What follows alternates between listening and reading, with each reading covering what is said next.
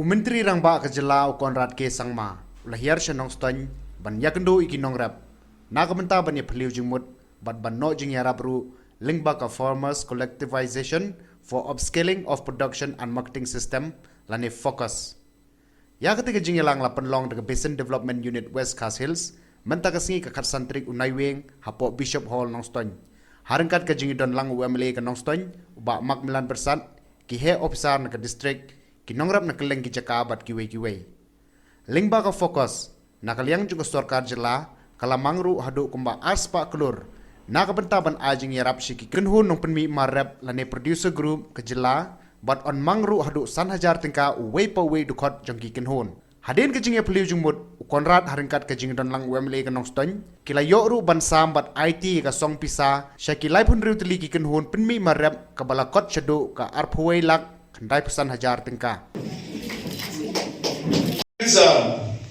I won't take much time. I think before me, our Honorable MLA has already explained to all of you the purpose of today's program. And as you are aware, that we will be distributing checks to different producer groups. Now, why did we do this? I just want to explain in 2 minutes why we felt that this program was necessary. 2 reasons. Number 1 is because during COVID time, the society as a whole has suffered. And obviously, the people, the general public, who are dependent on their day-to-day activity for their livelihood have suffered the most. So as a government, we felt that we need to do something for this section of society. And 75% of them are producers and, more importantly, farmers. We have calculated that approximately 4.5 lakh families are there who are in one way or the other linked to the agriculture sector and the allied sectors. And hence, we decided that we must give some financial support, a welfare scheme for the farmers. But at the same time, we felt that if we give the money directly to individual farmers, we may not be able to achieve productive growth in the particular activity that they do. And therefore, we decided that we will give 5,000 rupees per farmer family, but it will be in the form of groups. Money will be put in the account of the groups. So therefore, if there are 10 members in your group, 10 multiplied by 5,000 is 50,000 rupees in that group. If you are 20 members, you will get 1 lakh. And the idea really is very simple.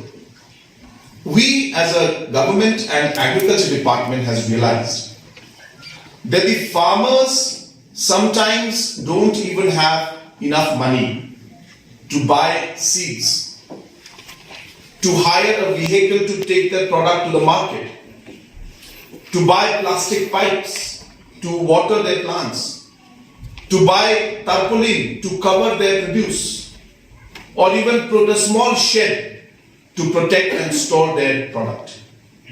And we realize that these interventions are not very big. There are not lakhs and crores required. If the farmer can get money, the right amount at the right time, it can make a big difference in the amount they're able to produce. And that is why we felt that even if we are able to give 5,000 per family, put it into the account of the group, and the group members can then decide on how they want to use it. Whether this 50,000 will be used for transportation, or you will buy seeds in the market for this money, or you will buy pipes, or whatever the producer group members feel is appropriate. We have decided to give it to the farmers. This amount is not a loan. So a lot of farmers have been asking me, is this amount a loan? Do we have to pay this back? This is not a loan. We will be distributing close to 200 crores. We have started already. We have distributed maybe 30 to 40 crores already. We will be touching 200 crores in the span of 2 years since COVID started. And the second reason why we're doing this, that was the first reason. The second reason why we're doing this is we feel that while the government spends a large amount on government employees, on contractors, because development activity takes place, somehow the farmers are never benefited directly. So we have seen that thousands of crores are gone when we pay teachers, when we pay contractors, when we pay government employees. But direct funding to farmers has never been done. And that is why out of the 14 to 15,000 crores that the Meghalaya government spends every year, we felt that 200 crores to the farmers, 4.5 lakh families is nothing. It's a small amount compared to the large expenditure of 14,000-15,000 crores we have every year. And the number of families that we can touch is huge. And that's the reason why we have decided to go ahead with this program. We are hopeful that we'll be able to see good response from the public. And as we see the response, we will work and decide on how to improve this scheme in the coming years. So we are starting this for the first time in the history of our state, and I'm sure in the history of any other state, especially in the Northeast. This may be the biggest farmer welfare program ever in Meghalaya especially, and I think in the Northeast also. No other government has done this, at least in the Northeast. And therefore this is a pioneering scheme, and we intend to take this forward in the long run also. A lot of work is going on.